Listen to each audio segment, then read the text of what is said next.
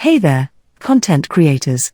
Today, I'm going to show you how to find movie clips for edits. So, let's get started. First, open any browser on your PC.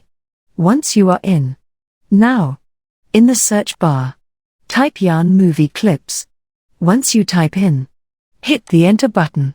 And then, multiple results will appear.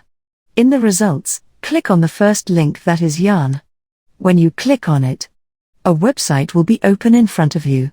Now, I am introducing Yarn.com, the ultimate free repository that's packed with hundreds of thousands of incredible clips. It's like a candy store for video creators. Here's the deal. You simply type in the phrase or quote you want to use, and boom. This website showers you with a ton of results from different movies and TV shows where that exact phrase was used. The best part? It's totally free. Whether you're after a specific vibe, a nostalgic throwback, or you just need a clip featuring your favorite actor or character, this website has got you covered. Say goodbye to hours of tedious searching and editing. With Yarn.com, finding and incorporating the perfect clips into your videos is a breeze. Unleash your creativity and take your content to new heights with the magic of movie and TV video quotes.